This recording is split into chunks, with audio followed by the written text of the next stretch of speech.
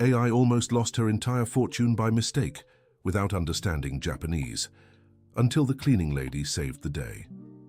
Jennifer Parker held the pen with trembling hands, her eyes fixed on the Japanese characters dancing before her like mysterious symbols of a prosperous future. At 32, she had turned a small natural cosmetics shop into a multi-million-dollar company, but now she felt completely lost, facing those papers promising to expand her business across all of Asia. The two smiling executives beside her waited patiently as she read the contract for the third time, not understanding a single word. Masato Watanabe, an elegant man around 40, gestured enthusiastically, explaining the benefits of the partnership, while his associate Yuto Ishikawa, more reserved, merely nodded with small smiles that didn't reach his eyes.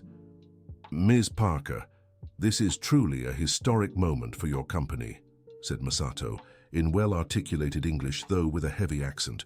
"Our corporation in Japan is eager to begin working with your exceptional products." Jennifer nodded, trying to appear confident. She had built her empire alone after Brian, her ex-husband, abandoned her when Emily, her eldest daughter, was just 8, and Madison, the youngest, had barely turned 5. For 8 hard years, she worked 16 hours a day, formulating natural creams and lotions in her own kitchen, selling door-to-door until she could rent her first storefront. Now, her company, American Essence, was a leader in natural cosmetics, but Jennifer carried deep scars from those years of struggle. Her ironclad determination came with a pride that sometimes kept her from asking for help, even when she didn't fully understand the technical terms of the international contracts she was now handling. "Dr. Thompson assured me everything was in order," she murmured, referring to the lawyer who had advised her for 5 years. "But I admit I feel uneasy with these Japanese characters." Yuto leaned slightly in his chair, his smile widening almost imperceptibly. "We completely understand your concern, Ms. Parker. That's why we brought the official translation." He pointed to a sheet in English attached to the original documents. "As you can see, it's simply a standard international distribution partnership." On the other side of the spacious conference room, Margaret Johnson discreetly wiped the auxiliary table where the water and coffee were set with a damp cloth. Her 63 years weighed on her time-worn shoulders, but her brown eyes remained sharp behind simple framed glasses. For 3 years, she had worked as a cleaner in the office building where American Essence was headquartered, and she knew the routine of that thriving company well. Margaret had learned Japanese as a child from her grandmother, Kimiko, who had immigrated to the United States in the 50s. Though she had graduated with a law degree from the University of Tokyo decades earlier, she had never managed to validate her diploma in the US due to endless bureaucracy and a lack of financial resources to cover all the necessary procedures. When she overheard the executive speaking in Japanese minutes earlier, her hands froze mid-cleaning and her whole body stiffened. The words she heard chilled her to the bone. She doesn't understand a thing. She'll sign everything without realizing she's handing over not just the company, but her personal assets too. Margaret tried to discreetly move closer to the meeting table, pretending to organize some papers on the nearby sideboard. Her heart raced as she strained to catch more details of the men's conversation. Dear listener, if you're enjoying the story, take a moment to like and especially subscribe to the channel. It helps us a lot as we're just starting out. Now back to the story. "Perfect," said Masato to Yuto in Japanese, thinking no one else understood. "She's exactly as the informant told us. Too proud to admit she doesn't understand something." "And the lawyer," whispered Yuto back. "Bought. His gambling debts with our contacts were very useful." Margaret felt a chill down her spine. She needed to do something, but how? Who would believe a simple 63-year-old janitor trying to warn a successful businesswoman about an international scam? Jennifer, still focused on the documents, didn't notice the growing tension in the room. She was thinking about her daughters, Emily, now 16, and Madison, 13. Both attended good private schools, something she never imagined she could provide when raising them alone. This contract meant financial security for them. "How long have you been in the United States?" Jennifer asked, trying to buy time as she flipped through the papers again. "We arrived 2 weeks ago," Masato replied. We're visiting several American companies with potential for international expansion.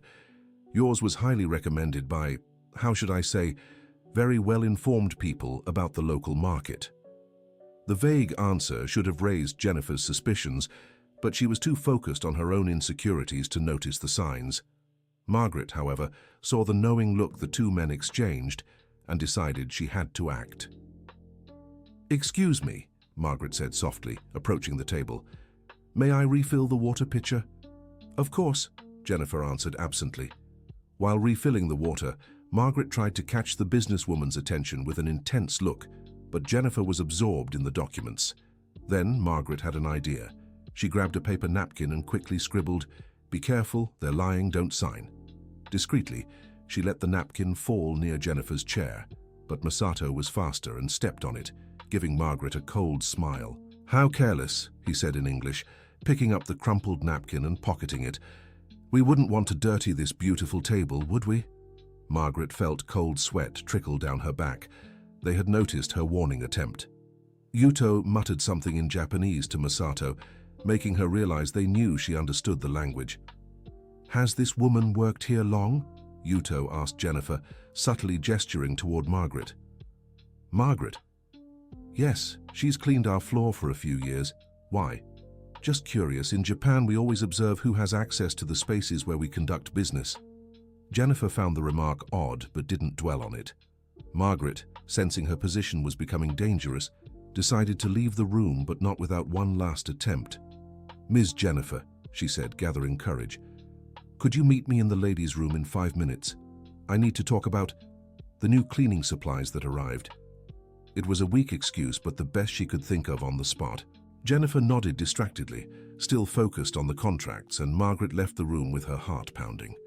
In the bathroom, Margaret quickly wrote on a piece of paper torn from the notepad she always carried in her bag. "Ms. Jennifer, I understand Japanese. The two men are planning to steal everything from you. The contract isn't a partnership. It's a complete transfer of your assets. They said the lawyer was bought. Please don't sign anything. We need to talk in private. Margaret Johnson, apartment 2003, 89 Maple Street." She left the note on the sink and returned to her duties, pretending everything was normal, though her heart was beating so loudly she was sure everyone in the building could hear it. 15 minutes later, Jennifer entered the bathroom. Upon seeing the note, her first reaction was disbelief. How could a janitor understand complex contracts in Japanese? But something about the urgency of that message unsettled her. She tucked the paper into her purse and returned to the meeting room with a fresh perspective on the situation. "Sorry for the delay," she said, sitting back down. "I was thinking, could you explain this specific clause to me?" She pointed to a particular paragraph in the Japanese document. Masato and Yuto exchanged a quick glance before Masato replied, "It's just a formality about operational responsibility transfers. Very technical, really. That's why we provided the summarized translation in English." "I see, and this part here?" Jennifer pressed, pointing to another section. "Intellectual property matters," Yuto answered, a bit curtly.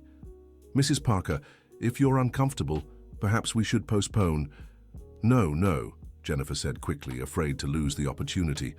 "It's just that I've never done international business of this scale. You understand my anxiety." "Completely natural," Masato smiled, regaining his composure. "Why don't we sign the main pages today and leave the technical details for tomorrow?"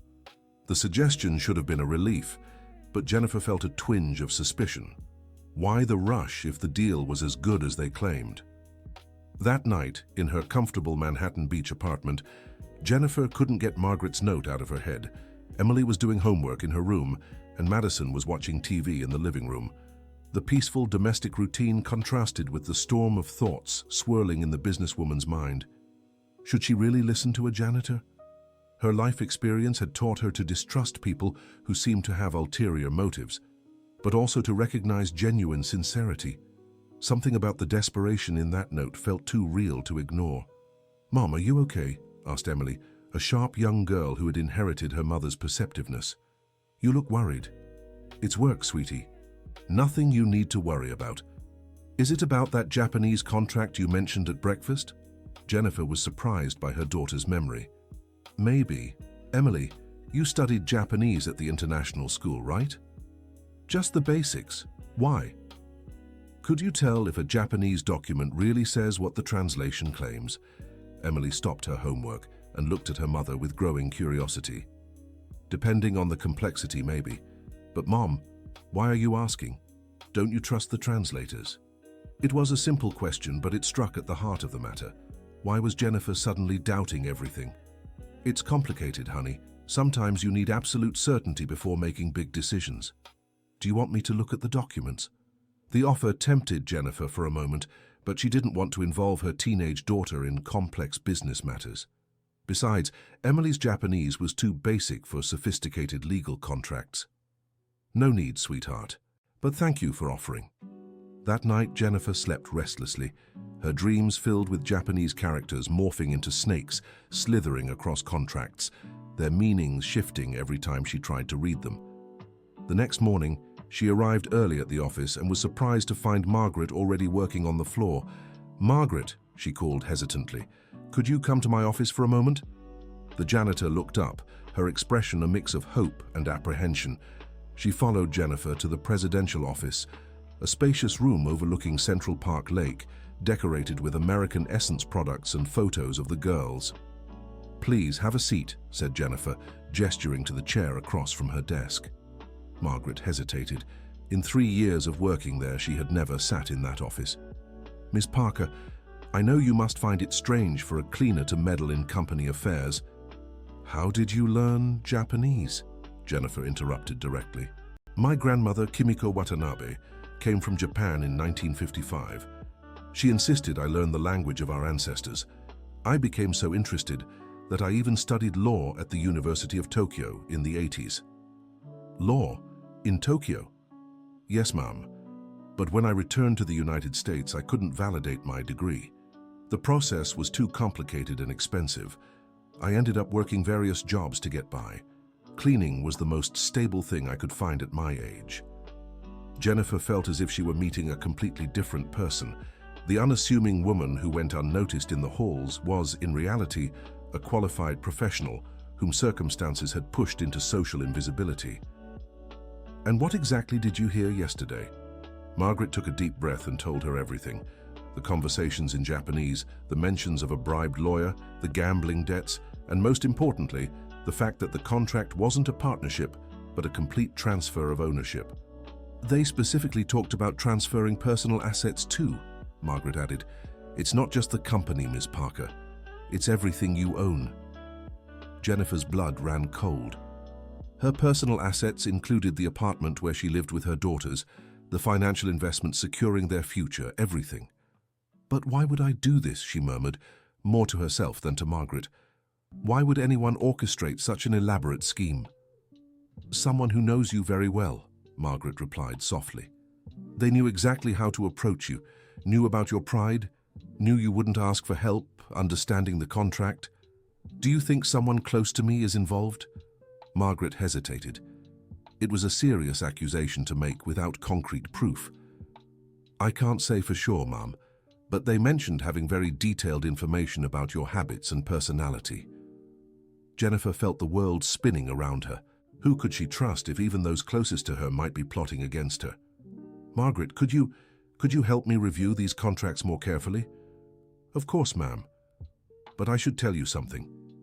Yesterday, when I left the room, I heard them arranging to speed up the signing. They want to finalize everything today. Dear listener, if you're enjoying the story, don't forget to like and subscribe to the channel. It helps us a lot as we're just starting out. Now back to the story. Jennifer's phone rang. It was Masato. "Miss Parker, good morning. I hope you slept well. We're eager to finalize our partnership today. How about we meet at 2 in the afternoon? "Masato, I was thinking, perhaps it would be wise to have my lawyer review the documents one more time before the final signing." There was a pause on the other end of the line. When Masato spoke again, his tone was slightly colder. "Miss Parker, we already discussed this yesterday. Your lawyer, Dr. Thompson, has already approved everything. Besides, our headquarters in Japan needs the signed documents today to proceed with internal processes. If we delay, We could lose this opportunity for months. The pressure was clear. Jennifer glanced at Margaret, who shook her head subtly. I understand, Masato. 2 o'clock then. When she hung up, Jennifer felt trapped in a snare she had helped build with her own ambition. Margaret, I need a huge favor. Could you stay in the room during the meeting? Pretend you're cleaning, but actually translate for me what they say in Japanese. Of course, Ma'am. But they already suspect me. I'm sure they'll try to push me out. Then we need a better plan. The two women, so different in background and journey, but now united by desperate necessity, began crafting a strategy to expose the scam. The plan was simple. Margaret would stay in an adjacent room with the door slightly ajar, using her phone to record the executives' conversations in Japanese. Jennifer would try to ask questions that would lead them to speak among themselves in their native language, believing they were safe. One thing puzzles me, Jennifer said as they prepared the scheme. How did they know so much about me, about my personality, my habits? Ma'am, have you ever stopped to think about who might have access to that information? Jennifer paused. The closest people were her daughters, a few trusted employees, her lawyer, and Brian, her ex-husband, who still had occasional contact with the girls. You think? No, that would be impossible. What would be impossible, Ma'am? Brian, my ex-husband, but he wouldn't do this. Not to his own daughters. Margaret said nothing, but her expression spoke volumes. In her 63 years of life, she had learned that hurt or desperate people were capable of almost anything. At exactly 2 o'clock, Masato and Yuto arrived at the company. Jennifer greeted them in the meeting room, trying to appear natural despite her nerves. Margaret had positioned herself in the next room, her phone already recording. Mrs. Parker, Masato exclaimed with exaggerated enthusiasm. This is a historic day for our companies. Yes, I'm very excited, Jennifer lied. Before we begin, would you like coffee, water? Coffee would be perfect, Yuto said. Jennifer stepped out briefly to order the coffee, using the moment to give Margaret a discreet signal.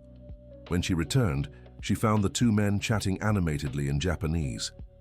Quick translation, Margaret whispered through the phone's speaker they had agreed to leave on. They're saying you left at the perfect time because they needed to review the plan's details. Yuto asked if the lawyer will be here, and Masato said yes, that he'll arrive in 20 minutes to witness the signing. Jennifer re-entered the room with a forced smile. The coffee is being prepared. In the meantime, why don't we quickly review the key points of the contract? Excellent idea, Masato said. As you can see in this section here, he pointed to the Japanese document, we've established that your company will be, how to say in English, integrated into our international structure. Integrated? Jennifer asked. I thought this was a partnership. Ah, yes, partnership, Masato corrected quickly. It's a matter of technical terminology. A full partnership, where we combine all operations. Yuto said something in Japanese that made Masato chuckle quietly. What did he say? Jennifer asked directly.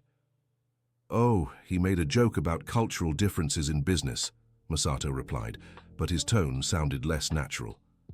Through the speaker, Margaret translated, Yuto said you seem more suspicious today, and Masato replied that women always get nervous before big decisions. Their condescending sexism only strengthened Jennifer's resolve.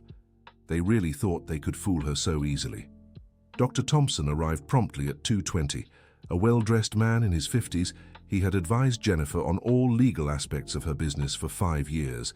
He greeted the Japanese men as if he already knew them well. Jennifer, he said, kissing her cheek, I hope you're as excited as I am about this extraordinary deal. Dr. Thompson, could you explain to me once more exactly what I'm signing? The lawyer seemed slightly annoyed by the question. Jennifer, we've discussed this several times. It's a partnership for international expansion. You maintain operational control of the company in the United States. They handle distribution in Asia. Everyone wins. And my personal assets? Are they protected? Of course they are. Why would they be at risk? Jennifer noticed that Dr. Thompson avoided her gaze when he answered. Masato and Yuto exchanged an expression she caught for the first time. Relief. Well, said Masato, if everything is clear, we can proceed with the signing. That's when Jennifer made a bold decision. Before signing, I'd like you to read the main clauses aloud in Japanese. I want to hear how they sound in the original language. The silence that followed was tense. Yuto looked at Masato, who looked at Dr. Thompson. That's unusual, said Masato. Why this sudden interest in the Japanese version? Cultural curiosity, Jennifer lied.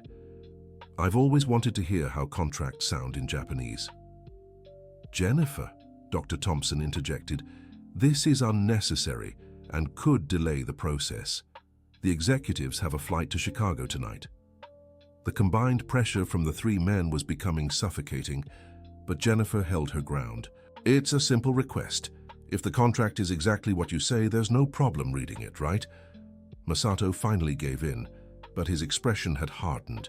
He began reading in Japanese, his monotone voice contrasting with his earlier enthusiasm. Through the speakerphone, Margaret translated in real time. Section 1.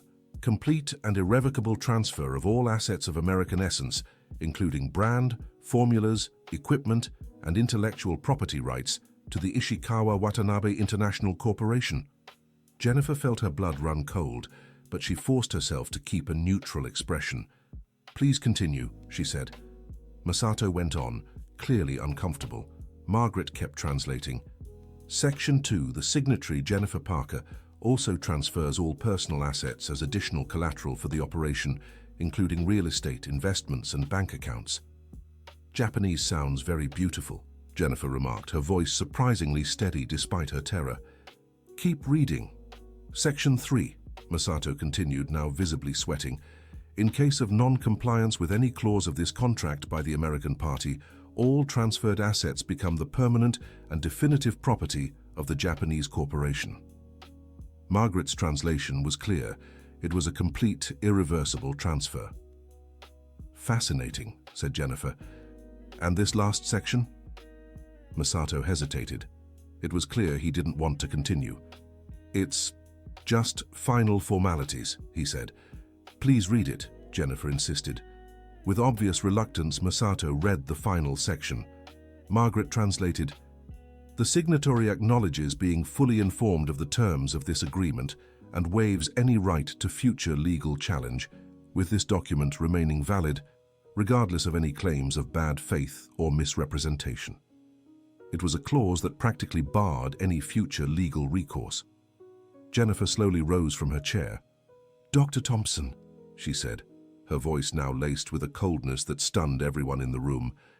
Could you explain why the translation you provided me is completely different from what we just heard? The lawyer paled. Jennifer, there must have been some misunderstanding. Misunderstanding? Jennifer raised her voice for the first time. The misunderstanding was me trusting you for 5 years. Masato tried to intervene. Mrs. Parker, perhaps there's some cultural confusion in the interpretation. There's no confusion, Jennifer said, turning to him. Did you think that because I'm a woman and American, I'm too stupid to realize when I'm being robbed? That's when Yuto made a fatal mistake. Nervous about the direction of the conversation, I said to Masato in Japanese, She found out everything. We need to abort the operation. Jennifer smiled for the first time since the meeting began. Oh, so now you think you need to abort the operation, she said in English, repeating exactly what Yuto had said. The shock on the two men's faces was evident. How had she understood? You want to know how I understood? Jennifer continued. Margaret, can you come in, please? The door to the adjacent room opened and Margaret entered, holding the phone that had recorded the entire conversation. Gentlemen, Jennifer said, let me introduce Margaret Johnson, a law graduate from the University of Tokyo and granddaughter of Kimiko Watanabe. She heard and recorded every word you said in Japanese today. The silence in the room was deafening. Dr. Thompson tried to stand up, but Jennifer stopped him with a gesture. Sit down, doctor, I'm not done with you yet. Masato tried one last move. Mrs. Parker, this is a big misunderstanding. We can renegotiate the terms. The only misunderstanding here, Jennifer said, was you thinking you could fool me. Margaret, could you tell us about Dr. Thompson's gambling debts? Margaret nodded. and repeated what she had heard about the lawyer being bought through his debts. Dr. Thompson slumped in his chair. "Jennifer, They threatened me. They said if I didn't cooperate." "Threatened you with what?" Jennifer asked. "With exposing my debts publicly. I'd lose my license, my reputation. And you thought betraying me was the solution?" Tears began to stream down the lawyer's face. "I didn't know what to do. I thought maybe it really was a good deal and you'd end up winning in the end." "Lying to yourself till the end," Jennifer said with disdain. Then she asked the question she feared most. "Who provided the information about me, about my personality, my habits, my history with Brian?" Masato and Yuto exchanged glances, but didn't answer.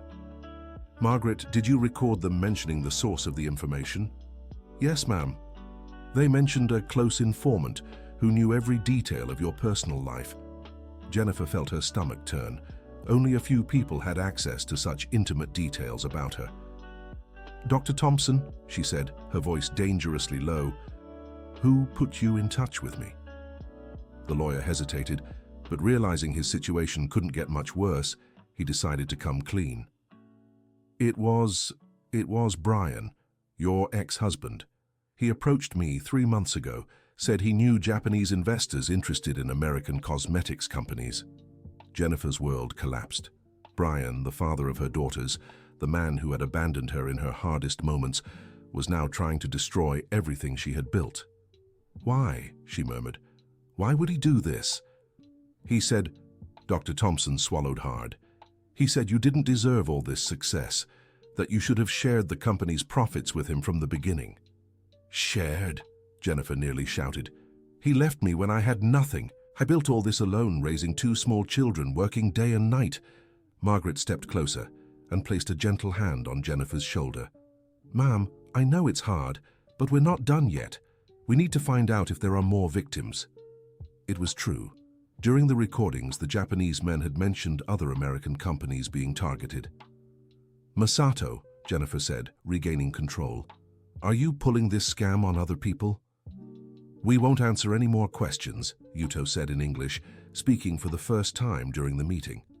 "You don't have to," Margaret replied. "In the recordings, you mentioned at least 3 other businesswomen from Chicago and 2 from Texas." Jennifer looked at the 2 men with a mix of anger and determination. "Get out of my company, now." "It's not that simple," said Masato, regaining some of his arrogance. "You have no proof we did anything illegal. Misunderstood contracts aren't crimes." "Maybe not," Jennifer replied, "but lawyer bribery is, and I'm sure the authorities will be very interested in your operations in the United States." The threat worked. The 2 executives quickly gathered their documents and headed for the door. "This isn't over," Yuto muttered as he passed Jennifer. "For you, it is," she said firmly. Once they were gone, Jennifer turned to Dr. Thompson, who remained seated, defeated. "Doctor, you have a choice. Help warn the other victims or explain your situation to the authorities without my protection." I'll help. I know the names of the other companies they approached." In the hours that followed, Jennifer, Margaret, and Dr. Thompson worked together to contact the other potential victims. They discovered that 2 businesswomen in Chicago were scheduled to sign similar contracts the following week.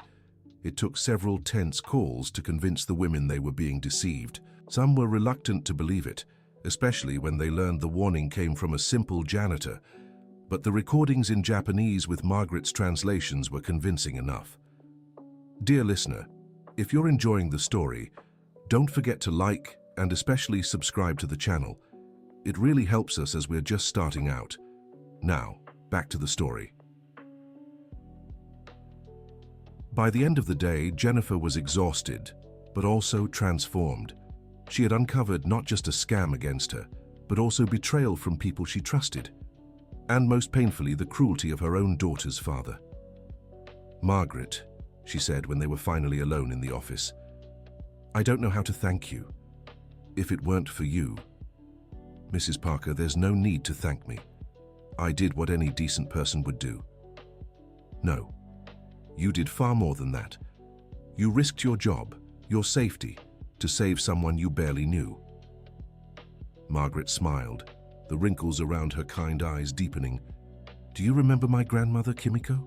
She always told me that when God puts knowledge in our hands, it's meant to be used for others' good. Margaret, I have a proposal for you." "Yes, ma'am?" "How would you feel about working as a legal consultant for American Essence?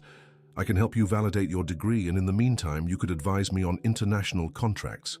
Margaret's eyes filled with tears. You're serious?" "Completely. Today you proved yourself more competent and honest than any lawyer I've ever known." "But Mom, I'm too old to start a new career." "Margaret, you're 63, not 93, and you have more life experience and wisdom than people half your age. I need someone like you by my side." That night, Jennifer came home with a mix of relief and apprehension. She had to tell her daughters about their father's betrayal, but how could she do it without completely destroying the image they had of him? Emily and Madison were in the living room doing homework together. When they saw their mother's expression, Emily immediately sensed something serious had happened. "Mum, what's wrong? You look different." "Girls, we need to talk. It's about your dad." The two exchanged worried glances. "Is he okay?" asked Madison, the younger one. "He's fine physically, but today I found out he was involved in an attempt to harm our company." Jennifer shared a simplified version of events, focusing on the facts without going into details that might be too traumatic for the teenagers. "Dad really did that?" asked Emily, disbelieving. "Unfortunately, yes. He gave out personal information about our family to people who wanted to deceive us." Madison began to cry quietly. Emily, older and more pragmatic, hugged her sister. "Mom, why would he do something like that?" "Sometimes, honey, people do terrible things when they're angry or feel wronged. Your father always struggled with the fact that I succeeded on my own. Will we still see him?" Madison asked through tears. "That will be up to you, my dears. He's your father and that will never change. But he needs to take responsibility for what he did and show he's truly sorry." Emily, showing impressive maturity for her 16 years, said, "Mom, I know it must have been really hard to find this out, but I'm proud of how you handled the situation." "How do you know how I handled it?" Jennifer asked, surprised. "Because you're here, the company is safe, and you don't seem broken. You seem stronger." It was true. Despite the pain of betrayal, Jennifer felt different, more self-assured, more aware of her own strength. In the following days, the consequences of the events unfolded. The two Japanese executives left the country abruptly, but not before their activities were reported to the proper authorities. Dr. Thompson lost his license to practice law, but cooperated fully with the investigations. Brian tried to contact Jennifer several times, but she refused to speak with him until he publicly took responsibility for his role in the scheme. The girls continued to see him, but with a new understanding of their father's character. The story of the businesswoman who nearly lost everything because she didn't understand Japanese, but was saved by a cleaning lady, spread quickly in the business world. Jennifer found herself transformed not just into a successful entrepreneur, but also an advocate for other women in business. Margaret, in turn, flourished in her new role. With Jennifer's help, she finally managed to validate her degree and became the international legal consultant for American Essence. But more than that, the two women developed a deep friendship, built on mutual respect and shared experiences. 3 months after the events, Jennifer was in her office when Margaret walked in with a worried expression. "Ms. Jennifer, I got a strange phone call today." "What do you mean?" "A woman from Washington, D.C., a businesswoman in the fashion industry. She said she was approached by Korean executives with a proposal very similar to the one you received." Jennifer straightened in her chair. "Do you think it's the same group?" "I'm not sure, but the tactics are very similar. They knew intimate details about her life, had a local lawyer recommending the deal." "And why did she contact you?" "Apparently, our story reached her through a mutual friend. She's scared but also tempted by the opportunity." Jennifer didn't hesitate. "Let's go to Washington, D.C. "Ma'am, you and me. We'll talk to her in person and see if we can stop her from going through what I almost went through." The trip to Washington, D.C. was eye-opening. The businesswoman in question, Stephanie Wilson, had built a sustainable fashion empire and was being targeted with the exact same tactics. The Korean executives were, in fact, the same Japanese men who had tried to deceive Jennifer, now operating under false identities. With Margaret's help interpreting the secretly recorded conversations in Japanese, they dismantled the entire scheme before any damage could be done. "How can I ever thank you?" asked Stephanie after discovering the truth about the scam. "By doing what we did," replied Jennifer, "warning other women, creating a safety net. And that's how the United Women Entrepreneurs Network was born, an informal organization Jennifer and Margaret founded to protect businesswomen from sophisticated scams. The network grew quickly, including women from across the United States who shared information about fraud attempts and supported one another. 6 months later, Jennifer was giving a speech at a women's entrepreneurship conference in Chicago. The auditorium was packed with hundreds of female entrepreneurs. "What I've learned," she said from the stage, "is that our strength doesn't just come from our individual ability to build businesses. It comes from our ability to unite, to protect one another, and to recognize each other's worth, regardless of social background or age." In the audience, Margaret clapped quietly, proud of her friend and boss's transformation. "A few months ago," Jennifer continued, "I nearly lost everything out of pride, because I thought I had to figure everything out alone, because I didn't value the wisdom of people I considered simple. Today, I know wisdom isn't in the diploma on the wall or the last name on a business card. It's in life experience, in honesty, in the courage to do what's right even when it's hard." After the speech, a young businesswoman approached Jennifer. "Mrs. Parker, my company was also approached by foreign investors. After hearing your story, I'm scared. Could you help me?" "Of course," Jennifer replied. "But first, I want you to meet someone." She called Margaret, who stepped forward with her gentle smile. "This is Margaret Johnson, my partner and international legal consultant. If anyone can help you understand whether those investors are legitimate, it's her." Seeing the genuine respect Jennifer showed Margaret and vice versa impressed the young entrepreneur.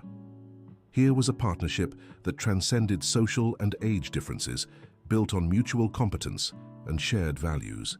A year after the events that nearly destroyed her company, Jennifer was at home celebrating Emily's 17th birthday. The gathering was small, just close family and a few friends, including Margaret, who had practically become part of the family. "Mom," Emily said during dinner, "can I make a special request?" "Of course, sweetheart. When I finish high school, I'd like to work at the company for a while before starting college. I want to learn about business, but also about how to be the kind of person you and Aunt Margaret are." Aunt Margaret, the affectionate title Madison had started using and Emily had naturally adopted. Margaret smiled, touched. "And what kind of person is that?" Jennifer asked, curious. "People who care about each other, who use what they know to help others, who don't judge by appearance or background but by character." Madison, now 14, added, "And who are brave. You two stood up to powerful men to do what was right." Jennifer looked at Margaret, and the two smiled. The journey had been hard, but the results were worth every moment of tension and uncertainty. Later that night, when the guests had left and the girls had gone to bed, Jennifer and Margaret stayed on the apartment balcony, enjoying the view of Central Park Lake. "Margaret, do you ever think about how much our lives have changed since that day in the meeting room?" "Every day, Mrs. Parker. Sometimes I still can't believe I went from being an invisible janitor to being respected as a professional again.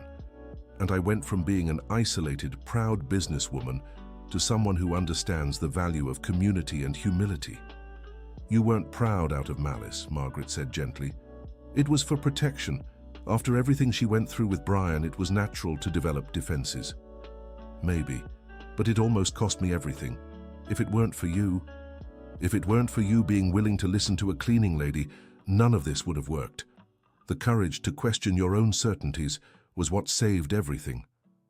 The two fell silent for a moment, each reflecting on their shared journey. "Margaret, can I make a confession?" "Of course. Sometimes I'm grateful I went through that terrible situation." "Why?" "Because it brought me you. It brought a true friendship, a partnership based on real values. It taught me that family isn't just blood, it's a choice. It's mutual care, Margaret smiled, her eyes glistening with tears of joy. Do you know what my grandmother Kimiko used to say? What? That life's best gifts come wrapped in hardship. We need the courage to unwrap the package and discover the treasure inside. Your grandmother was a wise woman. She was, and she'd be so proud to know her teaching about using knowledge to help others resulted in something so beautiful. 2 years had passed since the attempted coup. American Essence had flourished even more, now with legitimate, well-structured international operations. The United Women Entrepreneurs Network had become a formal organization, helping hundreds of businesswomen avoid fraud and build sustainable businesses. Margaret, at 65, was at the peak of her second career. Respected in legal circles and frequently invited to speak on international law and business protection, she had become proof that it's never too late to start over. Jennifer, now 34, had found a balance between professional ambition and personal relationships. Her daughters were her greatest pride, two aware, determined young women who had learned solid values from their mother's example. Brian had tried to reconnect several times, but her daughters, now more mature, kept a distant yet cordial relationship with him. They had learned that love didn't mean accepting destructive behavior. One Thursday morning, Jennifer was reviewing reports when Margaret walked into her office with a familiar expression, that mix of concern and determination she had learned to recognize. "We have a situation," Margaret said, closing the door behind her. "Tell me, remember the businesswoman from Seattle we helped last month?" "Of course, Rachel from the organic food sector. She called me today. She found something concerning." Margaret explained that Rachel had identified a pattern in the scams targeting American businesswomen. These weren't isolated cases, but an organized international operation specifically targeting women who had built thriving businesses on their own. "They study our psychological profiles," Margaret said. "They know women who built empires alone tend to share certain traits: pride in independence, reluctance to ask for help, a constant need to prove competence. And they use that against us." "Exactly." Rachel found at least 20 similar cases this year alone, spread across the United States, Canada, Australia, and Mexico. Jennifer leaned back in her chair, processing the information. "What do you think we should do?" "Expand our network, create international connections, show these women they're not alone." The idea was ambitious, but Jennifer knew it was necessary. In the following weeks, she and Margaret worked to establish contacts with women's entrepreneurial organizations across other American countries. The project grew beyond their expectations. Businesswomen from 10 countries came together to create the Protected Women Entrepreneurs Network of America, a support and protection network that has become an international benchmark. During the official launch of the network at an event in Boston, Jennifer was invited to give the opening speech. 3 years ago, she began, "I was a successful but isolated businesswoman. I thought my strength came from my ability to do everything alone. I nearly lost everything because of that illusion. Today, I know our true strength lies in unity, in the ability to recognize wisdom wherever it may be, to value experience regardless of its origin, to turn our individual vulnerabilities into collective strength."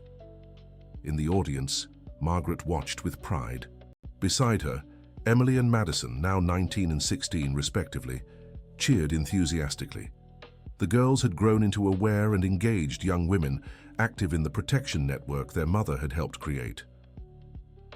"What I've learned," Jennifer continued, "is that there's no true success without purpose. There's no point in building empires if we don't use our position to lift others up, especially other women facing the same challenges we once did." After the event, the four, Jennifer, Margaret, Emily, and Madison, walked through the streets of Boston, enjoying the mild evening. "Mom," Madison said, "can I ask you something?" "Of course, sweetheart." "Do you still get angry at Dad for what he did?"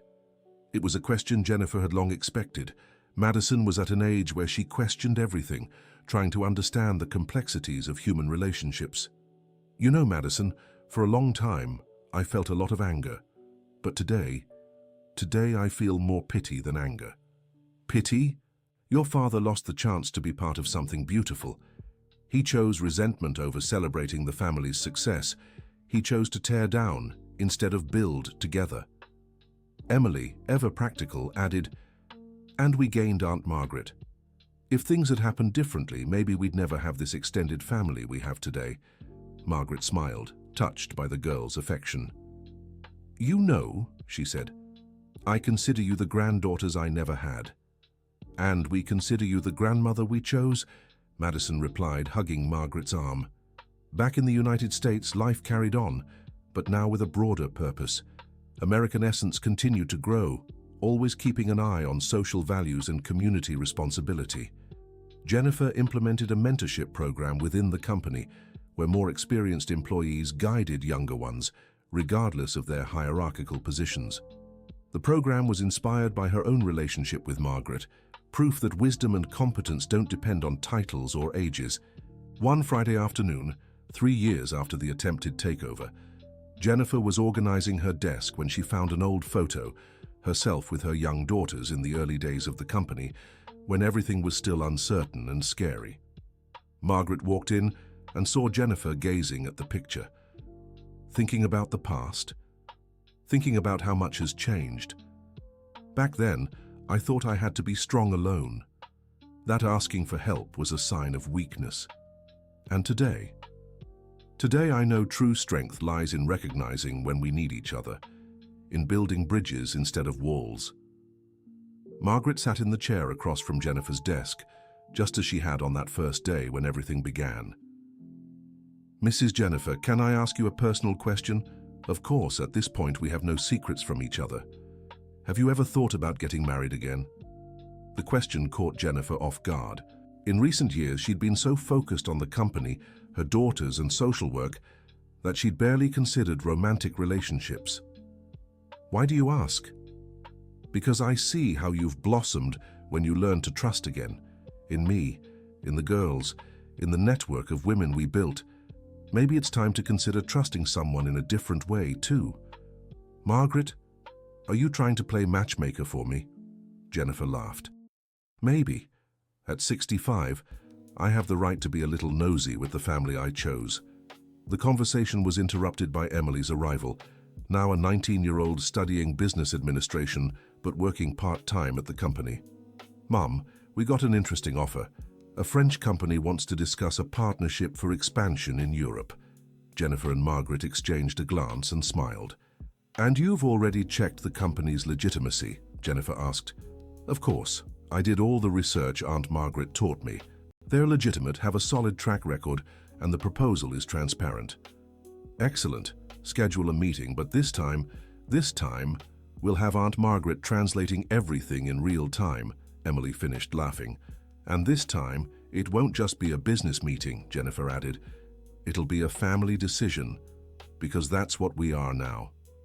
That evening, the four of them had dinner together at Jennifer's apartment, as they had every Friday for the past 2 years.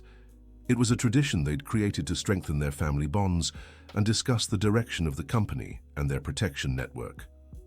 "Aunt Margaret," said Madison, now 16, "have you ever thought about writing a book about this whole story?" "A book? Why?" "Because so many people could learn from what happened. Not just about scams, but about how different people can come together and grow stronger." Jennifer stopped eating and looked at Margaret. "You know Madison's right. Our story could inspire others. But who would write it? I'm not a writer." "The two of us together," Jennifer said, "each telling our own perspective of events." The idea of writing a book together excited them all. It would be another way to expand the impact of their story, showing that unity, mutual respect and courage can overcome any adversity. 6 months later, 2 Women, 1 Fight, How Shared Wisdom Saved Everything, was launched in a ceremony at American Essence headquarters. The book became an instant success, not just among businesswomen, but among anyone interested in stories of resilience and unlikely friendship. During the launch, a journalist asked Jennifer what the most important lesson from the experience had been.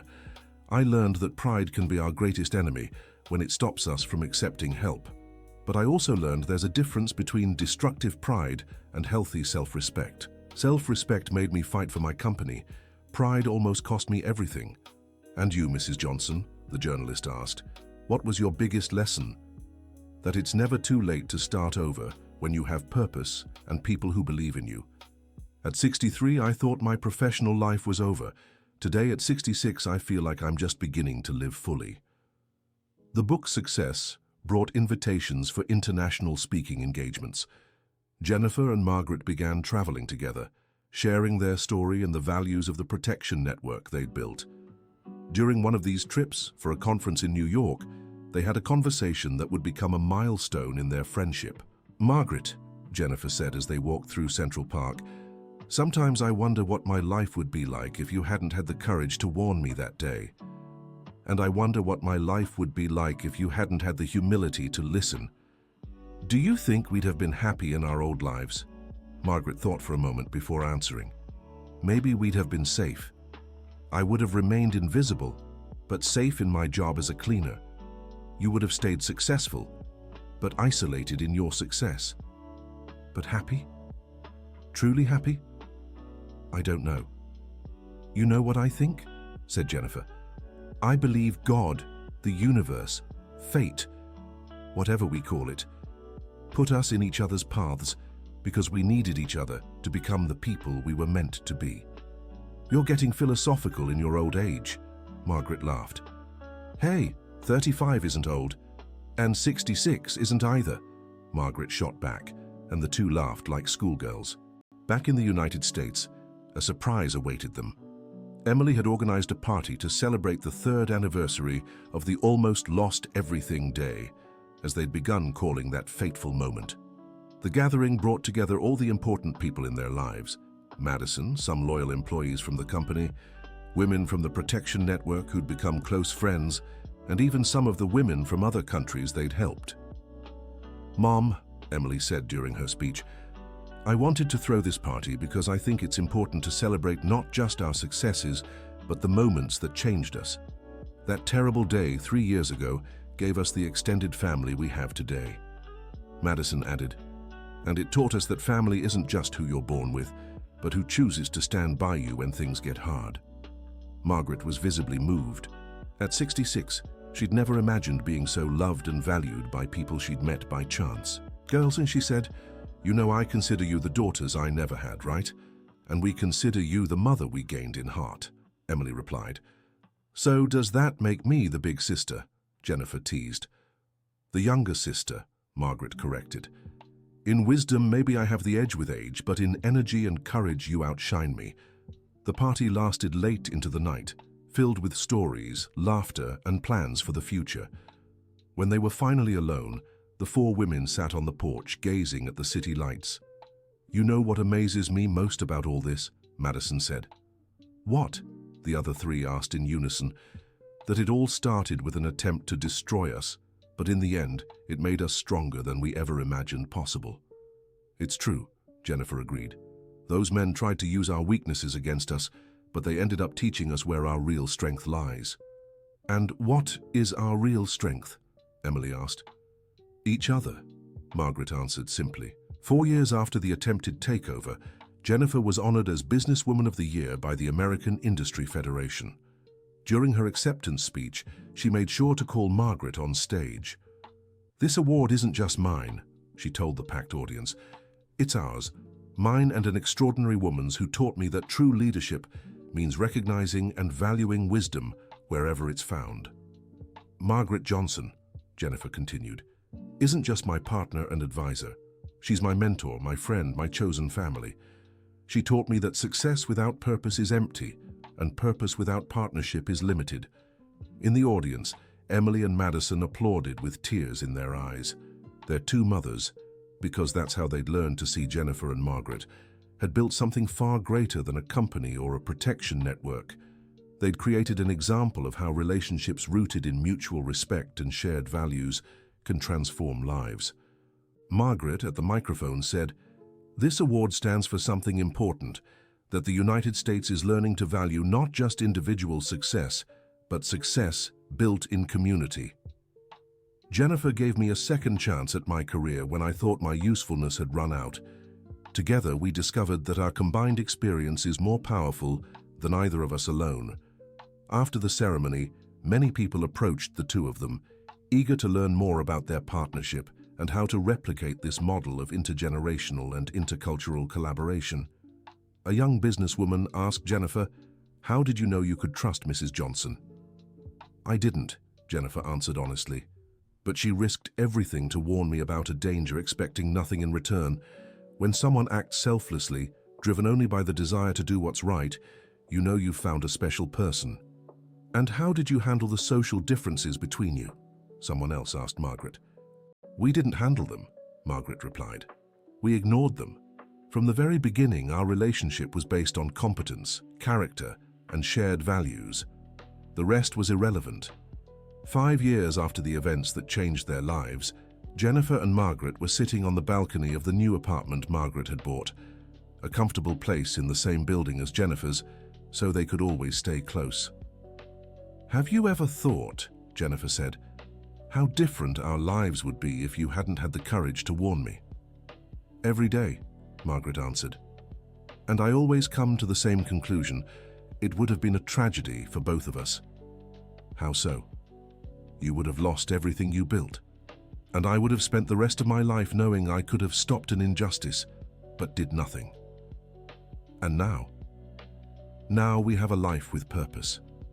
We've helped hundreds of women, created jobs, built an unconventional but genuine family. We turned an attempt at destruction into something lasting and meaningful." Emily arrived just then, now a business graduate working as the operations director of American Essence. "Moms," she said, using the plural that had become natural, "I have news." "Good or bad?" they asked in unison. "Good. Really good. Harvard University invited me to pursue a master's in social entrepreneurship. They want me to share our story as a case study." Jennifer and Margaret exchanged proud glances. "That's an incredible opportunity, sweetheart," Jennifer said. "When would it be?"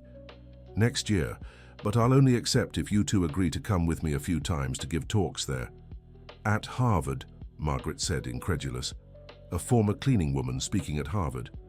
A Tokyo-trained lawyer, successful businesswoman, best-selling author, and advocate for women entrepreneurs speaking at Harvard, Emily corrected.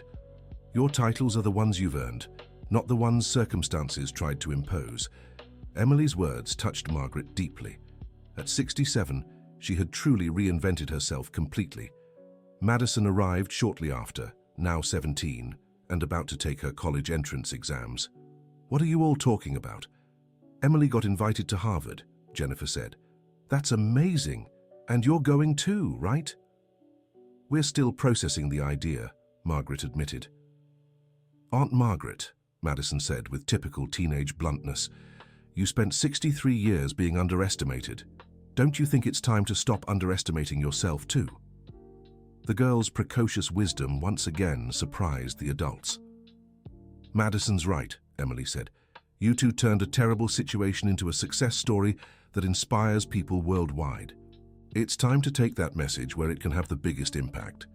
That evening, the four of them had dinner together as usual, but the conversation revolved entirely around future plans.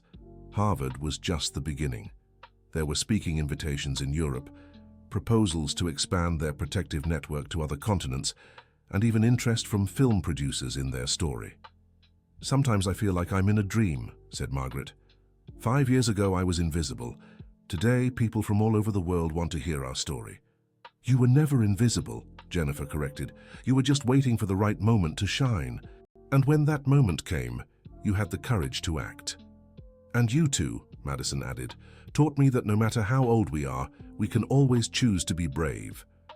"And that courage isn't the absence of fear," Emily chimed in, "but action in spite of fear."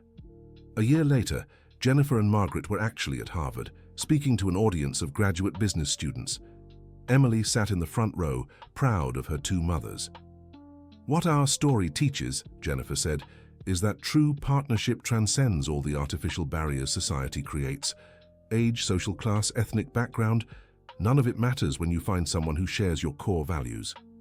"And wisdom can come from anywhere," Margaret added. "My legal training gave me technical knowledge, but it was my 63 years of life that gave me the insight to recognize a scam and the courage to act." A student asked, "How do you suggest other business owners identify potential partners within their own organizations?" "Pay attention to who acts with integrity when no one is watching," Jennifer replied. Margaret could have stayed silent that day. It wasn't her problem if I was being deceived, but she chose to do the right thing, even at the risk of her job. "And value life experience as much as formal education," Margaret added. "Sometimes the wisest person in the room is the one who speaks the least, who observes the most, who has lived long enough to recognize patterns others miss." After the talk, dozens of students approached them, eager to learn more about building value-based partnerships and creating support networks in their own communities. A student from the United States told Margaret, "You inspire me so much. My grandmother always said she was too old to learn new things, but your example shows it's never too late." "Tell your grandmother," Margaret replied, "that age brings wisdom, and wisdom combined with determination has no limits." Back in the United States, the two found the company thriving under Emily's leadership, and Madison had been accepted into international relations, wanting to follow in their footsteps in terms of global social impact. "You know what makes me proudest?" Jennifer said during one of their weekly conversations. "Tell me." "It's that we've built something that will continue existing regardless of us.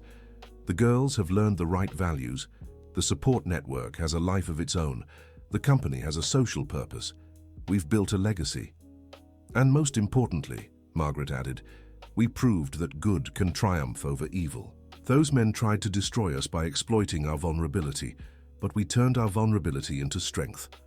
7 years after the attempted scam, Jennifer was approached by a filmmaker who wanted to tell their story in a documentary. During the interview, the director asked, "What was the most important moment of your entire journey?" "It wasn't when I uncovered the scam," Jennifer answered. "It wasn't when I saved the company. It was when I realized I needed to trust Margaret. That moment changed not just my business, but how I see the world and people." "And for you, Mrs. Johnson?" the director asked. "It was when I realized my age and background didn't define my worth," Margaret replied. "It was when I understood I had something important to contribute and that I deserved to be heard and respected." What would you say to women facing similar situations? Jennifer and Margaret exchanged a glance before Jennifer replied, "No one is strong enough to face everything alone. And asking for help isn't a sign of weakness, it's a sign of wisdom. And never underestimate the wisdom that comes from life experience," Margaret added. "Sometimes the person who can save your business is right beside you, doing work you might consider simple, but observing and understanding far more than you realize." When the documentary was released, it became a global phenomenon. The story of two women who turned an attempted scam into a successful partnership resonated with people of all ages and backgrounds. In one of the final scenes of the film, Jennifer and Margaret stand on the apartment balcony, watching the sunset over Central Park Lake. "Do you have any regrets?" Margaret asks. "Just one," Jennifer answers. "I wish I'd met you sooner. Imagine everything we could have built together if we'd met 20 years ago." "Ah, but then maybe we wouldn't have appreciated each other," Margaret says wisely. "Maybe we needed to go through our individual journeys to be ready for this partnership." Do you think everything happens for a reason? I think we give meaning to everything that happens when we choose to turn struggles into opportunities, wounds into wisdom, and isolation into community. End of story. And you, dear listener, what did you think of this story of transformation and friendship? Did Jennifer make the right decisions by trusting Margaret? How would you react if you were in her situation? Share your honest thoughts in the comments and let us know where you're watching from. If you know any similar stories of overcoming challenges through the power of women uniting, please share them with us. Thank you so much for joining us on this emotional journey. Don't forget to like this video and, most importantly, subscribe to the channel so you don't miss other heartwarming stories.